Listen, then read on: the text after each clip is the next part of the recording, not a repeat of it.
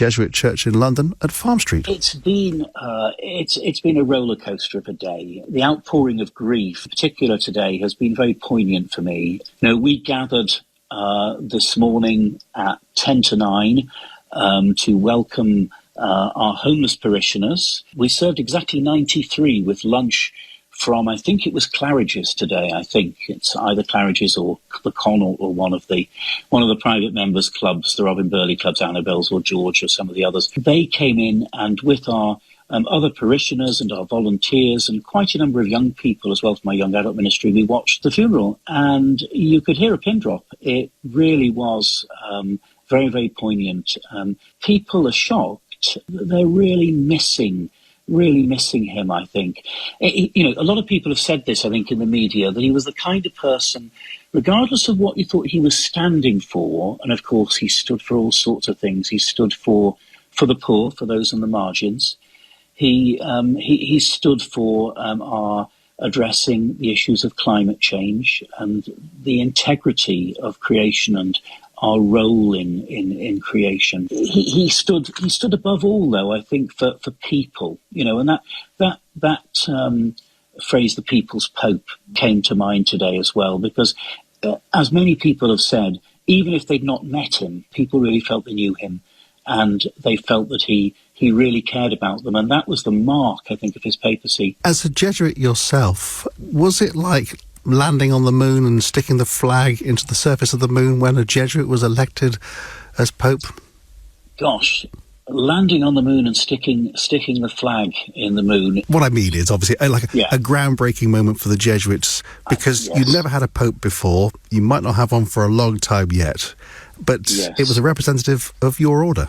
It was a groundbreaking moment. I mean, I can remember March the 13th, 2013, and watching this in the Jesuit community at Farm Street, and many people actually not knowing who Jorge Maria Bergoglio was. And then very quickly we got to know what he was about. We got to know that this was a man who really listened to others, who took very carefully what we mean by discernment, which is a very Jesuit thing, which we learn in formation, going back to our founder, St. Ignatius, of finding God in all things and discerning the best way forward and taking time to make decisions and consulting.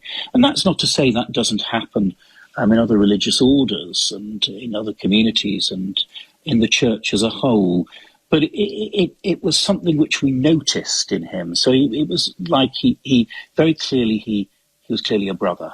And so we were able to relate to him. As I understand it, when you are ordained, you have a vow of poverty and obedience to the Pope. And I was wondering whether he was living his life as a Jesuit in the way that you know it to be. Well, he certainly was for the first part of his life, the first half of his life as a Jesuit, in difficult circumstances. He was he was in Argentina in the middle of very difficult times politically, and he was very much involved in the option for the poor there, that was a learning experience for him, and he was teaching in seminary.